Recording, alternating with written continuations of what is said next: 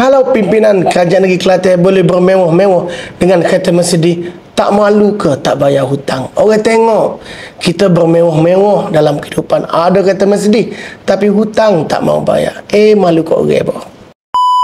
Kelantan kalah lagi berkenaan dengan saman tuntutan satu syarikat, di mana sebuah syarikat yang telah pun membuat kerja-kerja pelancongan melawat Kelantan, Visit Kelantan 2020, di mana satu kerja berkenaan dengan pelancongan mempromosikan Kelantan telah pun dibuat. Nilai lebih daripada 1 juta. Bila kerja siap, bila syarikat nak buat tuntutan, kerajaan negeri tak mau bayar. Akhirnya setelah gagal demi perbincangan, syarikat itu bawa ke mahkamah dan mahkamah telah pun membuat keputusan bahawa kerajaan negeri perlu membayar lebih 1 juta.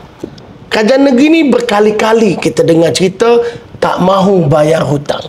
Amo telah buat video berkenaan dengan Kia yang hampir disita kerana tak mahu bayar hutang. Berkenaan dengan lembu korban, tak mahu bayar.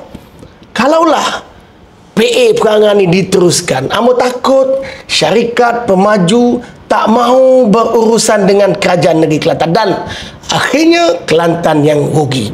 Sebagai anak Kelantan, amo mendesak bayar hutang tersebut.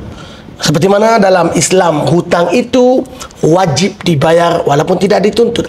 Apatah lagi telah pun dituntut di mahkamah dan mahkamah telah mengarahkan supaya membayar hutang tersebut. Kerajaan negeri ingat balik slogan membangun bersama Islam negeri Islami Mekah. Jangan bertukar, jangan tertukar, jangan ditukar kerajaan negeri serambi hutang. Kenapa? Tak mahu bayar hutang. Pemimpin yang ada integriti, pemimpin yang bila dia berjanji, dia tunaikan. Bukan bila berjanji, dia khianati. Ingat, hutang itu wajib dibayar walaupun tidak dituntut.